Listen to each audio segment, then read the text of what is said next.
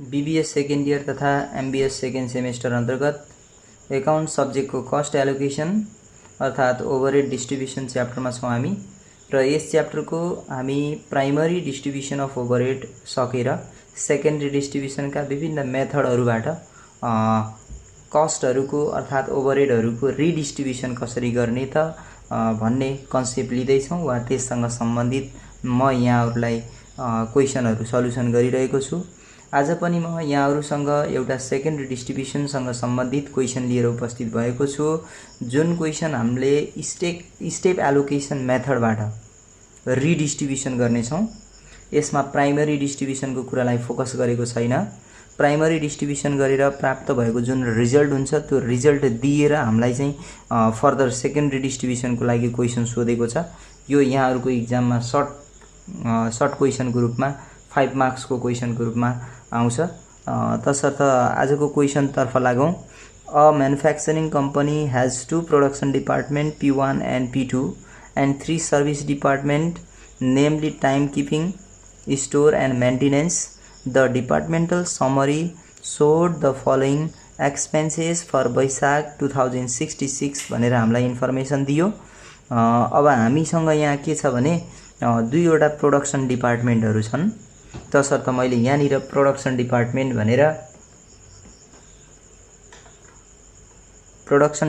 भनेर P1 र P2 त्यस्तै सर्भिस डिपार्टमेन्ट भित्र तीनवटा छन्।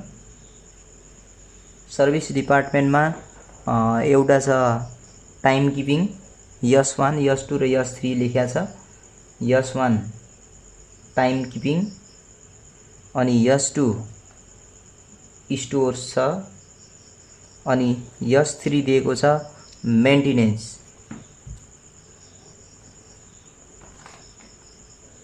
मेन्टेनेन्स अनि यो भन्दा अगाडि हामी यहाँ टोटल कलम लेख्छौं। त्यस्तै बेसिस र रेशियो बेसको हामी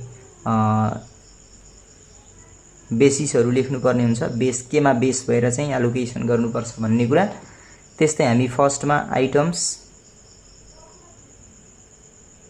आइटम्स अफ ओभरहेडका आइटमहरुलाई यहाँ हामी समावेश गर्नुपर्ने हुन्छ। सबभन्दा सुरुमा प्राइमरी डिस्ट्रिब्युसनबाट प्राप्त भएको रिजल्ट जुन क्वेशनमा दिएको छ।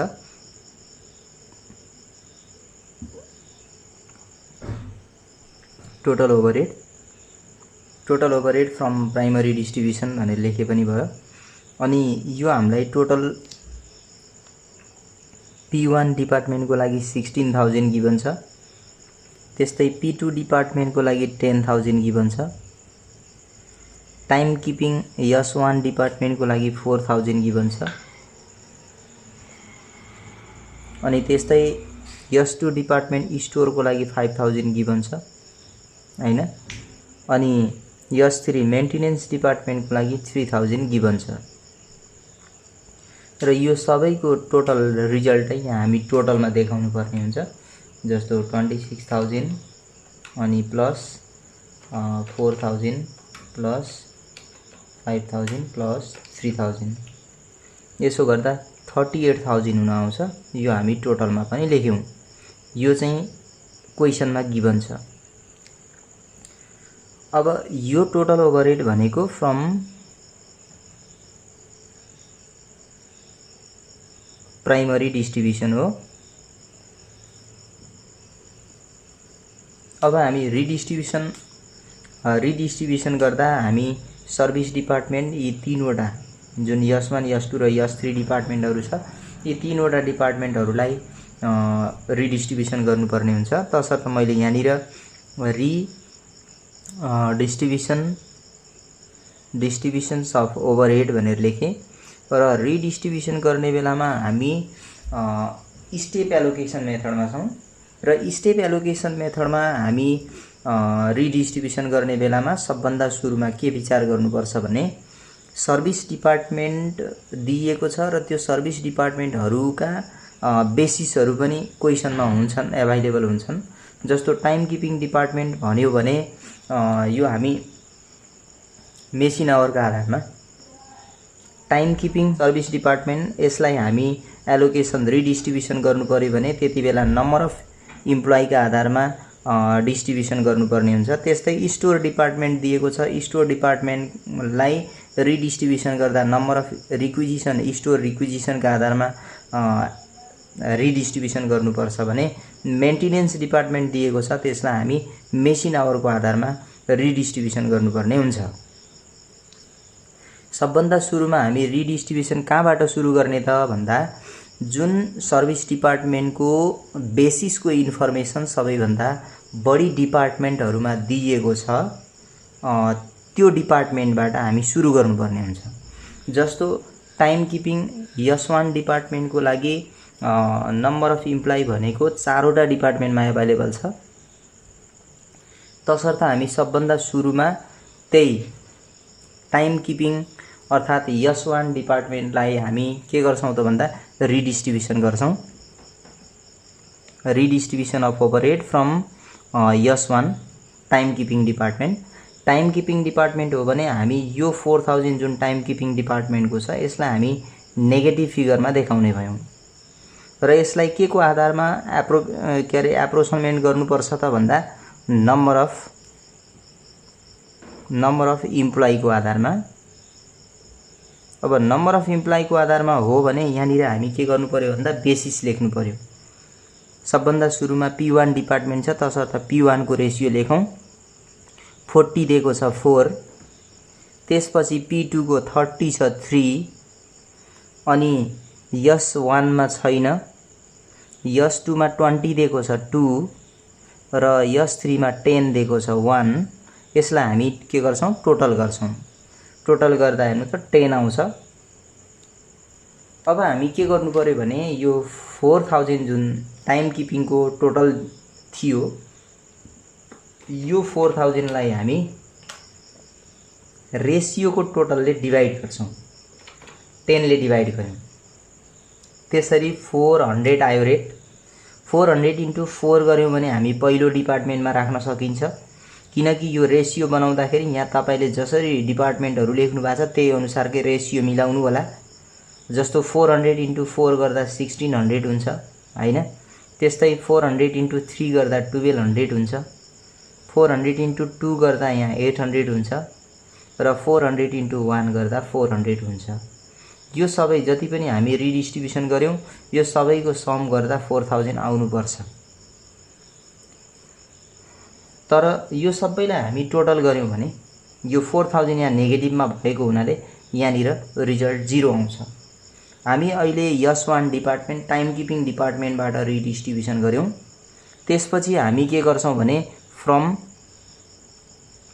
अब दोस्रो बढी इन्फर्मेसन भएको बेसिस भनेको नम्बर अफ स्टोर रिक्विजिसन हो, किनकि यो 3वटा डिपार्टमेन्टमा यसको बेसिस एभाइलेबल छ।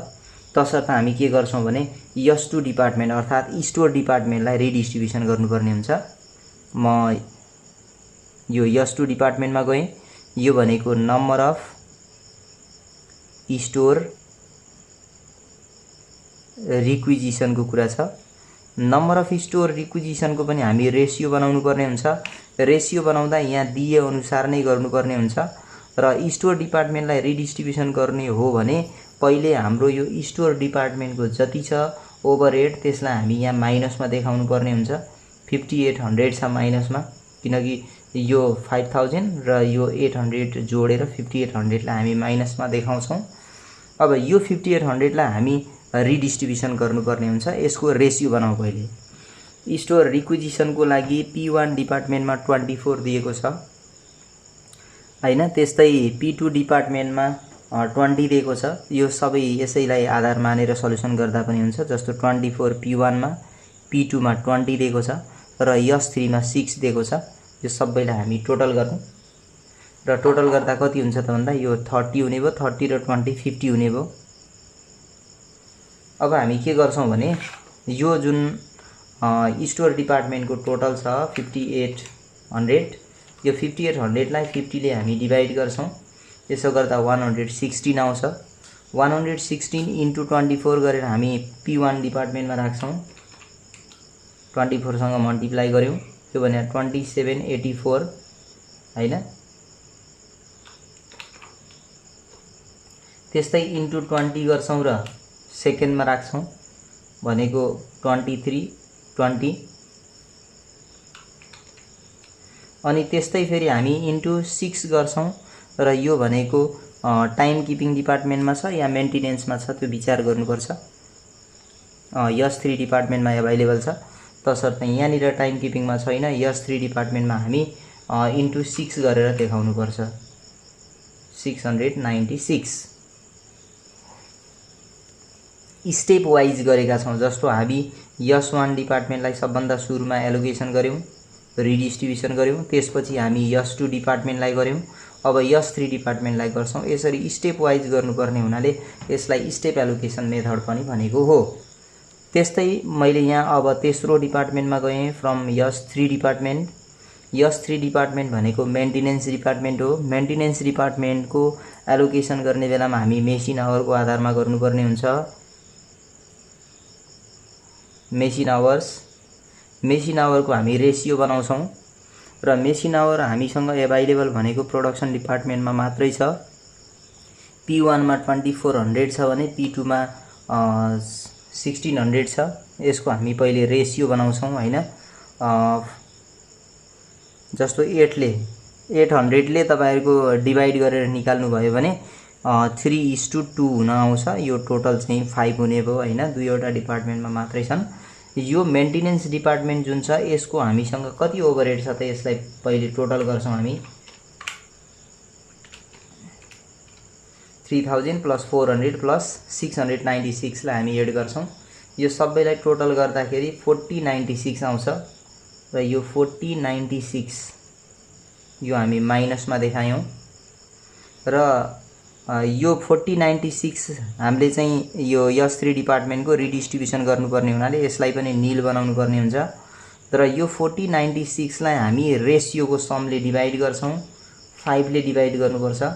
यसो गर्दा 819.2 आउँछ हैन। अनि इन्टु 2 गरेर मैले P2 डिपार्टमेन्टमा राखेँ। यो भनेको 1638.4 हुन्छ। अनि इन्टु 3 गरेर मैले फेरि अर्को डिपार्टमेन्टमा यस P1 डिपार्टमेन्टमा 2457.6 हुन्छ। अब यो दुईटा जोड्दा यति नै आउनु पर्छ। पक्कै पनि आउँछ होला, आउँछ हैन।